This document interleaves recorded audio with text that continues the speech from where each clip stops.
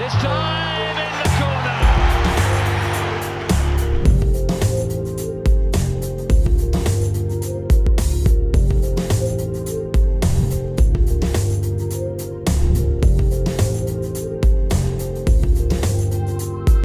Back for Marcus Smith. Marcus Smith. What a take by Max Whelans.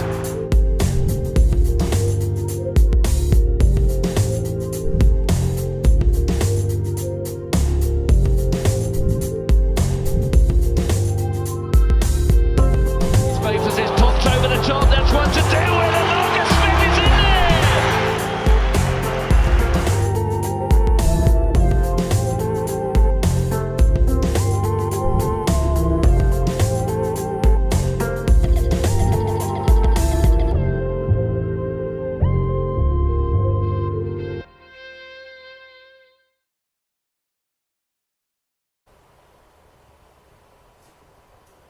Hello and welcome to O2 Inside Line Live, coming to you from France. We're in Le Touquet, our new home in our England rugby residency, just down the road from when the men's team are getting ready for a big weekend of rugby.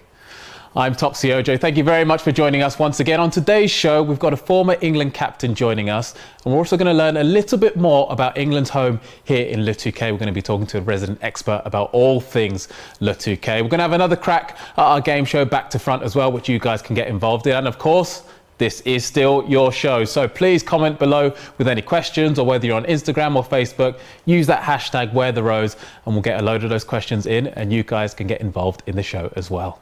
So let's bring on the guest. He needs little introduction. He is a former England captain, 97 times capped, a huge favourite with the referees as well. Give it up for Mr. Dylan Hartley. Go on, Bill! Look at him! Smooth.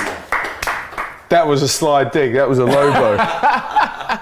Truth hurts. Truth hurts. Oh. No. They loved you. They loved you. Dill, welcome. Welcome to France. Welcome to Le Touquet. So glamorous, isn't it? England rugby residency. If you pan the cameras around, it is pretty cool, actually. It's slick. We're in a 6-star A&B. No, 6-bedroom, 5-star B&B. Pretty cool. Nice. Well, you are freshly here, fresh off the train. Very humble of you. What do you make of Le Touquet so far? Yeah, so I did catch the train here. England Rugby and O2 used all the budget on you, flying you out here. Oh, wow. I had to walk, and then some big bald bloke picked me up in a taxi. You fit in your retirement. I hitchhiked my way here, but I'm here. But Le Touquet, beautiful, absolutely stunning. It's hard to think that England's just over there. No, I go to the beach in England and it's like mud and stones, and over here it's like beautiful white sands. Different world, different place. But no, very, very green, very laid back, lots of people riding bikes. And when I was in my taxi on the way down here today, I actually saw some of the England rugby team out on their bikes as well. So no, really, really cool place. Beautiful sort of architecture, and they obviously know they've got behind the big tournament that's on at the moment, and there's a lot of sort of rugby. There's presence here, there's balls and there's flags up and stuff like that. So it's really cool. They've got into the spirit.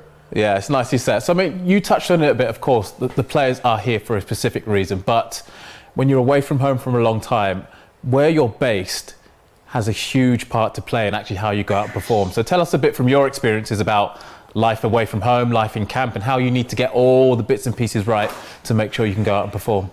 Yeah, I think it's a hell of a privilege, actually. They're based here for, I believe, for the pool, so for 4 games. And to have that sort of base or a home as such, because living out of a suitcase is hard, right? Moving hotels is hard. You never build any sort of good habits or good routines. And I think if they're staying here for the month, they obviously know where they train, they can get familiar with the training ground, the gym, recovery protocols, and everything from your sleep to your diet to everything's just a little bit easier. And especially with like your downtime, because you can't train all the time, right? So you've got to get out for a coffee. And, yeah, 100%. Is it Le Boulangerie? Is that right? How do I say that? Boulangerie. The bakery. Le Boulangerie. Boulangerie. Or Le Which I wouldn't be allowed near the Le Boulangerie, but the bakery. But you need to know where things are so you can make the most of your downtime, because believe it or not, you can't be 24/7 rugby. You've got to I suppose, get out of that bubble, which is the games and the sort of fanfare and the circus around it. And I suppose here it seems like the perfect destination to come back to, I suppose, their sort of home or their family bubble, which is really cool. Absolutely. I mean, they're relaxing and obviously getting used to their new environments, but they have travelled here with a lot of pressure behind them. I mean, we were at that last game, England against Fiji. It's been a difficult build-up, to put it mildly. So when you come now into this huge tournament with that pressure on your back, how do you deal with that? And then even before you're actually starting to think about the opposition and getting ready to perform?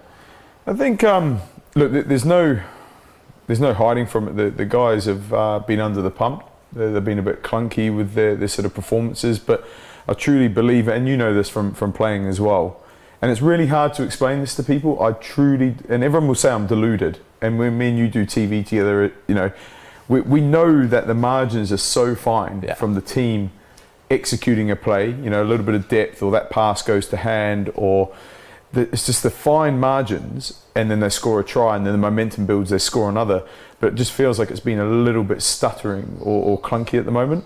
So I think the longer they are together, the better the team. But I mean, and at the moment, it's pretty low in that respect. So I think the longer they're together, they're only going to get better for it. So as the tournament goes on, but obviously the first game against Argentina, you can't start slow there. That game is integral to how things pan out. So I'm still very hopeful and very positive that the guys can pull it together. And there's also, you know, it's not as down and dark as a lot of people think. Like I played with Northampton. I think we lost like 12 games in a row. That's when it gets dark. Like, you know, Fiji, for example, it's the state of the rugby world at the moment, is everyone's getting better. The margins at the top. The All Blacks, for me, were the form team coming into this tournament. And all of a sudden South Africa put like 30 points on them. They just rip up the whole sort of completely different story. So again, Fiji turning over for England for the first time is obviously a massive story there. But Fiji are a good team. All their players are some of the best players in the world. They all play in professional leagues. You know, the margins got a lot finer at the top now. So, yeah, don't even know what the question was. I have hope. You answered it. And guys, come on, the boys. Come on, the boys. If you've got any more questions for Dylan as well, this is quite a huge subject, and we know there's some big rugby coming up. So keep those questions coming in. #WearTheRose, Facebook, YouTube, Instagram, and we'll put some more to Dylan as we go through the show. Talking about dealing with the pressure, then there's a lot of experience in this group. The most experienced England team perhaps put together. So.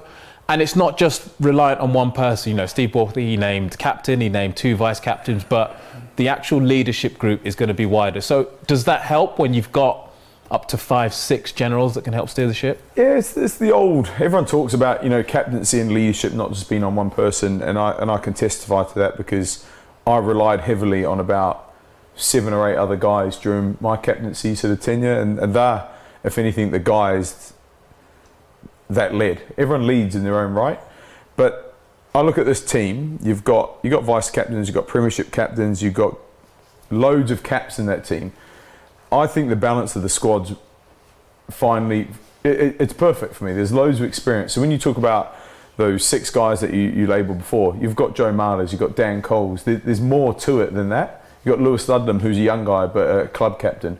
So for me, it's not the leadership group. I think everyone within that team has got a role to fulfill, and looking at it on paper, it's the most experienced England side there's ever been. Yeah. So there's a lot of caps there. Geez, it's hot. I think my glasses are fogging up. The pressure. No, it's not pressure. In the hot south. Are we on the south of France? We are definitely not in the south of France. Can someone get me a baguette or something? I need to fan myself with a piece of bread. No, but it's not. No, the team is well placed, and if you go back 4 years, I don't know the percentage, but there's a good chunk of that squad that were in a Rugby World Cup final. Yeah. So there's, for me, a lot of hurt, a lot of sort of pain, and a lot of learnings there from 4 years ago that the guys can carry forward and use to their best advantage in this tournament. Okay, we've had a question come through on YouTube. Kimberly Axford, thank you very much for your question. She's asked, what's been your most challenging moment? So we'll probably say in Which your... one? Yeah, I'll narrow it to, I guess, when you were England captain, obviously you had some great moments, Grand Slams, but you also had some tough moments as well. So what would have been your more challenging moments? I mean, again, a little bit of perspective here. So, I don't want to say like in my day, but in my day, You said it. we won a Grand Slam, then we won the Six Nations the following year. But then in the third year, we came 5th in the tournament.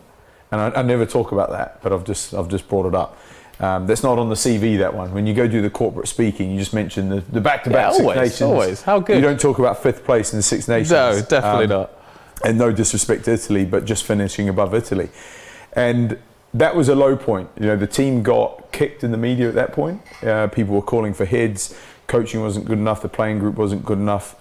And then that was in 2018, right?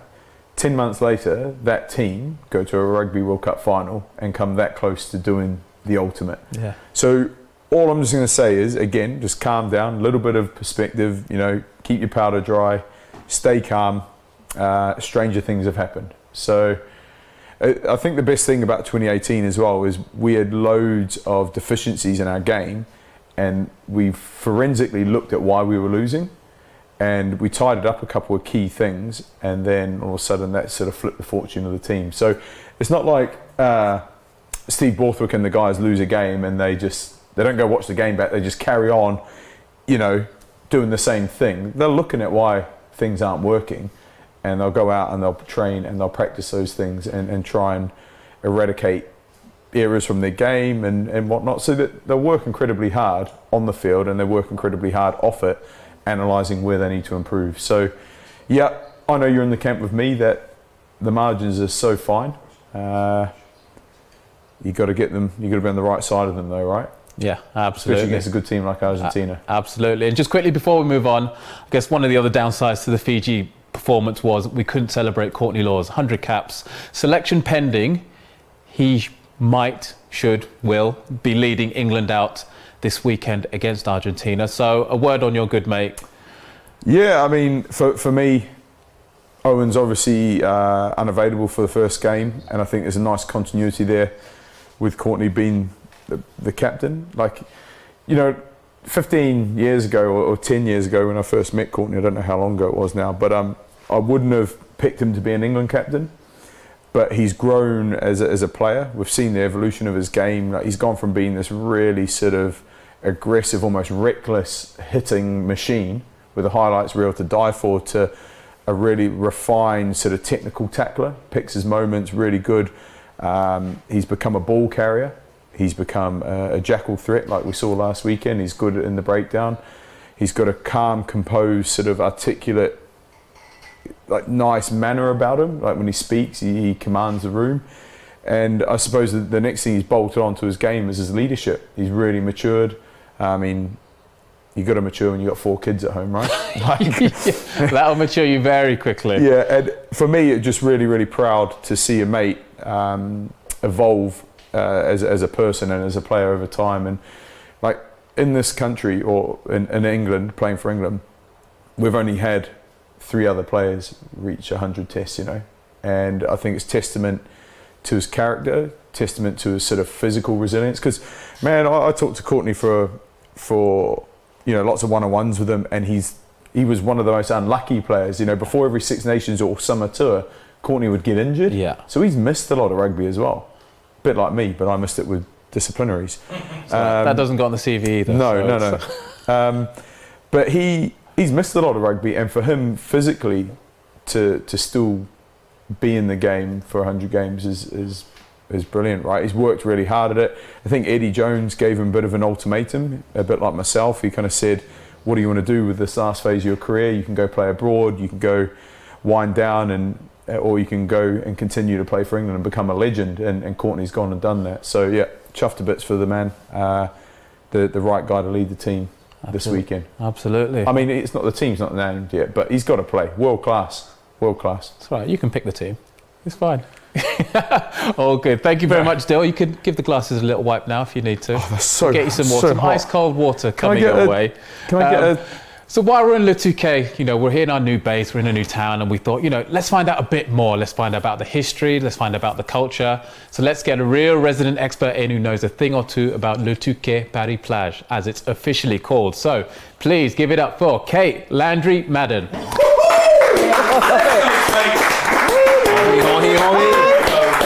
Welcome. Let's pretend like we've never met before.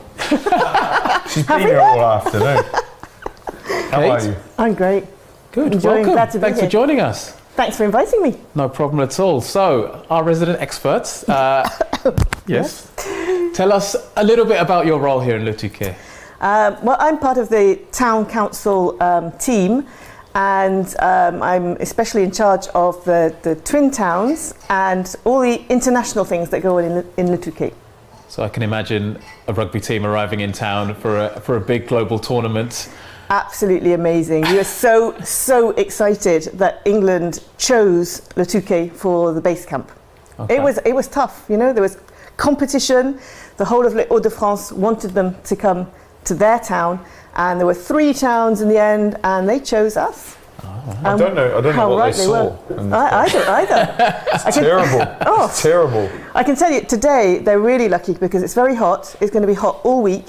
In the cities, it's going to be 30 degrees, and we have got, we've got the fresh air, the sea breeze, The bakeries, the Yes, cafes, well, the those as well. restaurants. Yeah, we can tell you're going to have a good time. Well, I'm on a train back to Paris tomorrow, but I'm going to make the most of it tomorrow morning. I'm going to... 24-hour trip. Yes. There we go. It's beautiful Right, here. There's a long enough. question. 24 hours in Le Touquet, what do you recommend? Oh my goodness, where to start? Hire a bike, I'd say, because you can see most things on a bike, and you said the guys have been out on their bikes. They have, yeah. You can look around the forest and the beautiful villas and houses. Go down to the beach, tie your bike up, have a little wander around, buy an ice cream, perhaps. At the moment, that's a nice thing to do. Go back through the city centre, perhaps buy a souvenir for the children back at home. Plenty of things to do. There's a lot to do in Le Touquet. Lots of sporting get a crepe. facilities. Never mind the Can't kids. take a crepe home today. No, last time I'll they tell them I'm going to get them a crepe, but then I couldn't bring it home, so I'll just have the crepe. Or a waffle. We have very nice waffles too. Is that French, a waffle? It's kind of Belgium, but we're not far from Belgium. Les gaufres. Lovely. Don't Delicious. speak to me in words I don't understand. A waffle. We've been That was through French this. waffle. A waffle with Okay. chantilly cream on. Is that just cream, or is it a It's type whipped of cream? cream, but it's especially very light whipped cream from Stop it. chantilly. I've already It's had delicious. one whole I can see baguette the since I've been here. saliva, just like, it's like, A right. whole baguette. I ate a whole baguette with about probably a quarter of a wheel of brie and probably about 200 grams of butter. So it's diet tonight then. When in France. When in France. And do you know what? When I usually come here, it's a running joke with all English rugby players. You have gum Right. bleeder bread. Like the bread is so hard and it makes your gums bleed.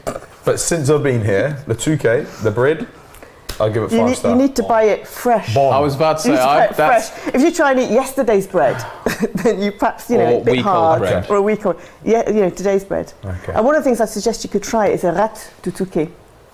A what? A rat A rat? de Touquet. A rat to Touquet. I thought this was stumping. Do you know what that is? No, yeah. And what is this? Is this a local sort of delicacy? Or? It's a potato. It's a kind of potato. It sounds so much better than a potato, doesn't Yeah. But it's a rat de really, Touquet. really nice variety of potato. it? Okay. And what do you do with it? Well, it's really good as like mash. You can mash it, or you can eat it like whole in like a potato salad. Though it's got a really kind of very delicate taste, kind of like hazelnutty taste. Oh, jeez. And it's one of our. I don't know if I've got time to add that to your list, Yeah. mate. We've 24 got hours. barbecue tonight. We've got a barbecue tonight. Are you barbecuing tonight? Yes. Well, you could go and get a bit of seafood, fish and seafood. Always good in the Touquet. And it's nice and hot, some This is a rugby show, by the some way. crevettes. Turned into a Should we culinary turn Green piece. peppers and red tomatoes. It would turn it into a cookery demonstration. I'm Should we go up out? for that, yeah. Cook, So, eat. so okay, you're originally from the Wirral, I am, yes. but you've been here 30 years. So how did you end up here, and what's kept you here all this time? I came out, I was working for a company in the UK, and they specialised in children's travel, and they needed someone to come to the Touquet and to welcome all the groups that were coming out here. And I got here, I'd never heard of the Touquet before, put your mind at ease, and I got here and I was like, oh, this is fantastic. I want to stay. And I actually met my husband here as well, so then I had a good excuse for staying. Of course. There you go. Absolutely. Came for work, stayed for love. Oh. That's the story. There's a book there. But actually, Le Touquet in England actually have a lot of close ties as well, don't they? Well, Le Touquet was kind of built, by the English for the English. So you have to imagine it was a sand dune. There was nothing here at all. The land was bought by a Frenchman who wanted to go into farming for some reason. Then he realised that there was no way he could make grass grow on sand really, and he built a forest. And a little bit more time goes by, and an Englishman from a Yorkshireman, in fact, called Sir John Whitley, bought a lot of the land in the Touquet, and he wanted to develop a seaside resort for the English. And he developed things like the casinos. We have 2 casinos here because you couldn't bet in England. So it was a big thing for people to come over and to come betting. And he developed things like the tennis courts. So tennis was a new and fashionable sport in 1904 when we started off our tennis courts. Same thing for golf. We've got 3 fantastic golf courses, and all of those were built with the idea of the English coming over. And they used to say there were more lords in Le Touquet at certain weekends than actually in the House of Lords. So, yeah. There we go.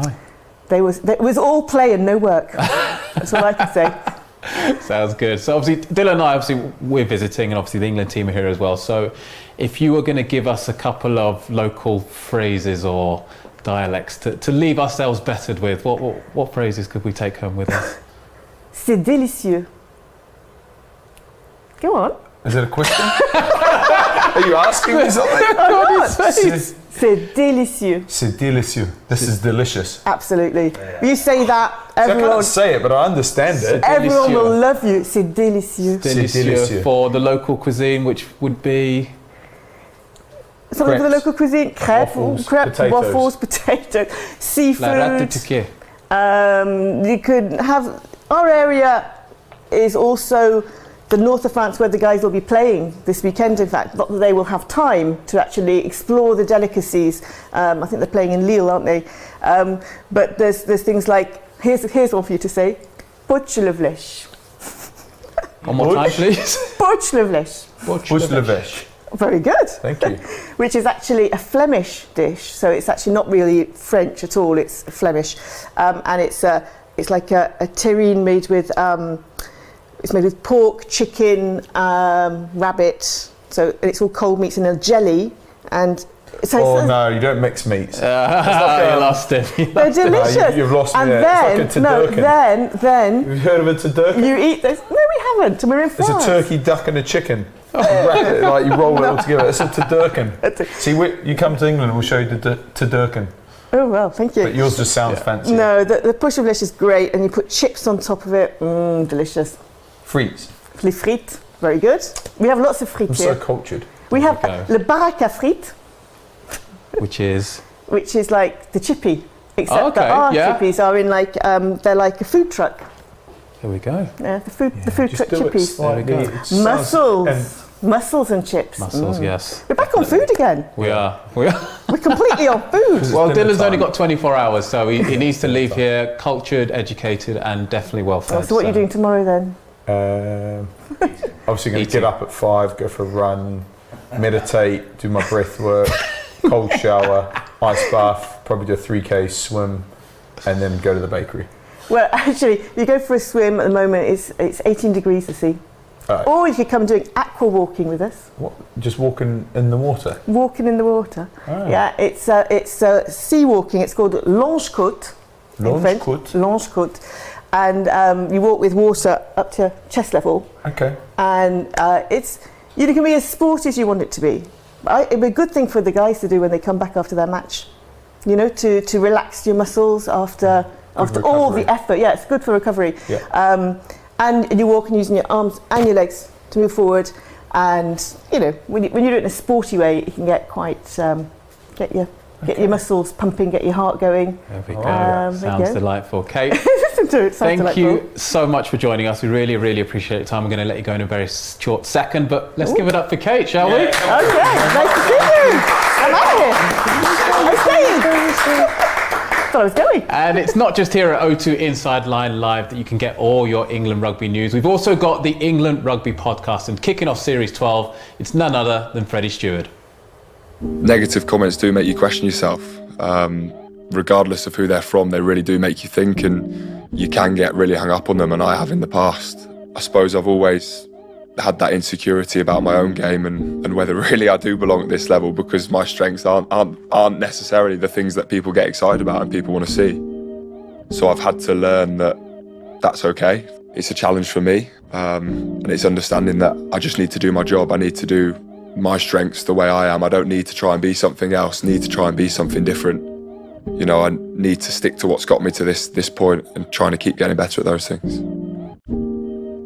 You're listening to the England Rugby podcast, O2 Inside Line. I'm Freddie Stewart.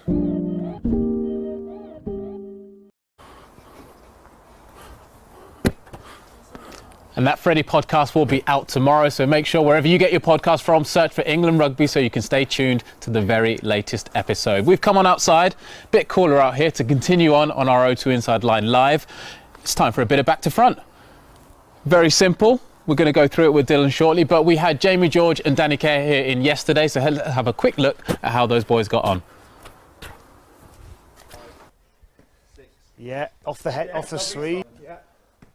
Oh, 12. Did you say have it, Jack? He did. Off you go. Oh, interference. 1. Oh, there it is. Yeah, lovely. Sir, time? So, nice and easy. Ball starts behind your back, comes back over to the front, front to back. Hey, that's back to front as well. Your target is Jamie George. Now, he got 12, and he was very specific about making sure he was above under 14 Jack. I don't know. So he's beat a 13-year-old boy and Danny Kerr. You know, doesn't take any prisoners. So where Jamie went, I'm sure you can do one better. Any questions about what you got to do? No questions. No questions? Yeah. If I drop it, can I pick it up? If you drop it, you can pick it up. We're going to put 20 seconds on the clock. You do as many reps as you can. As many reps, but also style points as well. So if you want to jazz it up a bit, want to show a bit of flair, a bit of skill. I've got no style, mate. You say that now. Wait till you get going. Okay, 20 seconds on the clock, please. 3, 2, 1, off you go. 1, 2, 3, 4, 5, 6, 6, 7, 8, 9, 10, 11, 12, time. 13, that was 13. That Judge. was 13. Topsy, you're the decider, you can decide. It was a ball in the air, caught it on the way down. We'll give it to him, we'll give it 13. Yes, we'll Jamie give it George. 13. Oi, I might not be there, but I'm still here. Always competitive. Go on, Del, you can add your score into there. Jamie George, he kept me honest for years. There we go, you've got him back. My heart rate's gone up. You're sweating again, aren't you? The bread. The baguette's got me. And if you guys like the look of the Back to Front challenge, we would love to see your entries as well. So if you want to film them on your social medias, use the hashtag Back to Front. We'll be able to get hold of those as well and add them into the show. Or on the screen now, there's a WhatsApp number as well, so you can use that and make sure you send your entries in. We'd love to see all your entries, and we'll get them included in the show. Dill, you okay? 13 to 13. beat. Yeah, no injuries, everything feeling good? Just, it's not that easy actually. Tiring. Yeah, flexibility's gone. Shoulders as well. I'm very, very proud of my efforts today. You should be. 13 to beat. Good effort. Nice, mate. Like it. Right, we're going to go back inside and get a little bit more comfortable. But don't forget, if you want to go behind the scenes with England Rugby, the YouTube behind the scenes show This Rose is airing as well. Here's a sneak peek of what's coming up. O2 Inside Line, This Rose, episode 10.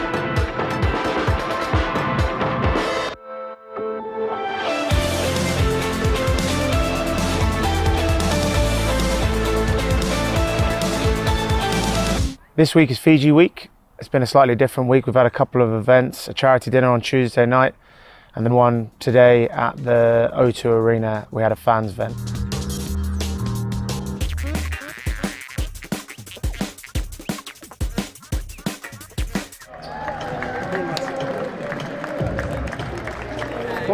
The whole point of today was to find England's unstoppable fan. Where's the time adjudicator? Are we ready? Mandy didn't want to do this. Okay, She wanted her son to do it. He's not old enough currently. I have every faith that we're going to absolutely I'm not doing too bad. I'm doing 14 position. So there were a few challenges going on throughout the day that we got involved with. We all got paired up with one fan in particular. I think there were 33 unstoppable fans, and we were trying to find the most unstoppable fan. We did a passing challenge, and then we were involved in a sort of an obstacle course where it finished with kicking through the post. There was one person who is awarded England's most unstoppable fan.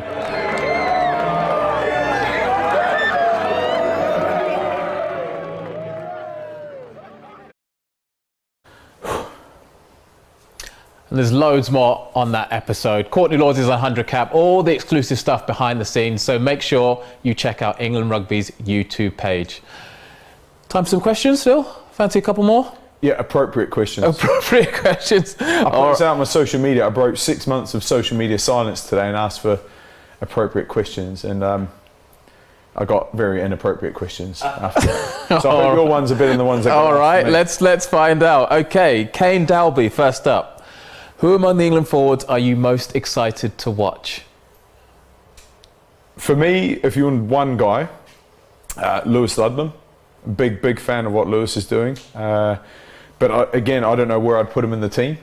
You got, for me, Courtney playing blindside. Then you got Tom Curry returning. Ben Earl has had a big impact. But for me, Lewis Ludlam, when he plays, he really looks like he adds something. Like he looks like he's so passionate. Punchy. He gives it something. Yeah. His meters after contact are strong, and like Lewis is my friend. I got a lot of love for him, but he's not as muscular. Just trying to say, he's kind of like an anti-bod. He's still big and he's explosive, but he's not all muscle and he's not ripped to the bone. And I think for kids that are at home watching, he's a great sort of person to watch because it shows, right? You can still be an international rugby player without all that. I'm doing him a disservice. He's still to this big. guy. He's athletic, he's big, he's strong, he's powerful, all these things. But I love the way he plays. He's 110% committed in what he does. So I'd love to see Lewis get a run at some point. Doesn't need to be absolutely shredded to play rugby, that's what you're saying. Yeah, I mean, I seem to do all right. Yeah, I give the average man hope that he can play for England because I've got the average man's body, probably worse than the average man's body. There we go. Dylan Hartley quotes. You can do it, guys. One day. Okay, next question comes from Tom Musgrove. Thank you, Tom. Do you miss playing rugby? Do I miss playing rugby? No, not at all. It's very much a young man's game, and I'm an old man. You're not that old. No, I know.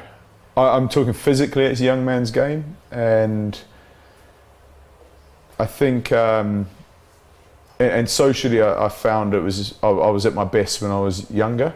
As I got older, my body started creaking a bit more, and my priorities were elsewhere. I had a family at home, so I couldn't commit fully to social engagements, and just being kind of 9 till 5 at the rugby club wasn't my priority anymore. I wanted to be at home. So when you ask me if I miss playing rugby, no, not at all. And it's not to say, like, when I come back to a rugby environment and I see the guys out on their bikes today, it's so cool, and I get to work with you. It's cool to see old faces and whatnot. But I don't sit at home dreaming about playing rugby still. I don't miss it at all. But saying that, it's still nice when I come back and I'm in the environment. So, no, my knees are sore. Doctor said I got to lose weight and my knees won't be so sore. So I'm working on that at the moment. And things like the pile of croissants over there and baguette do not help. Well, speaking of croissants and baguette, your next question from Damon. Thank you very much, Damon. This is turning into a food show, the theme of food right the way through. But what's your favourite meal? Favourite cuisine, and I'll link this back to rugby. So when we played Six Nations, we'd always have a themed week, or whatever team would play actually. So if Australia came to town, we'd do a barbecue. And there'd be one night in the week where the guys would kind of let their hair down with food. And my favourite week was Italy week, because we'd train hard all week, and then it might have been on a Thursday night when you're really loading up. Friday captain's run and game Saturday. Thursday night was the themed night, and the Italy week was always good because you'd have pizza, pasta, you'd have meat, you'd have salads, and then desserts, Italian desserts. Again, French week was very similar. Loved all that sort of food. The worst week, and the chef almost got fired for this, and the Irish week, he just made a stew. Oh no, come and on. Look, stew's beautiful when your mum makes it, but when you've trained, like double training, and you're looking forward to the theme night, and all the team's morale was built around that night, when they get to let their hair down with the diet, Irish stew didn't go down too well. Lovely stew, just what you want. Yeah, I don't even think we had pudding that night as well. But yeah, for me, wouldn't be a favourite meal. It would just be cuisine. Would be Italian. Man of fine delicacies, aren't you? Guys, thank you so much for those questions firing in. Some brilliant quality questions there. Dill, that's all we've got time for. We're done, just like that. You had a good time? I'm not going anywhere. I'm around. Oh, well, I know you're around because you're about to get fed. But okay. Well, hopefully see you guys again. Absolutely. It's a big round of applause for Dylan Hartley. Thank you. And an equally big round of applause for Kate as well. Guys, we'll be back next weekend with another instalment of O2 Inside Line Live. We're going to have a couple of the players joining us as well, so hopefully we'll have a positive debrief from their first game against Argentina. Take care, and we'll see you next weekend.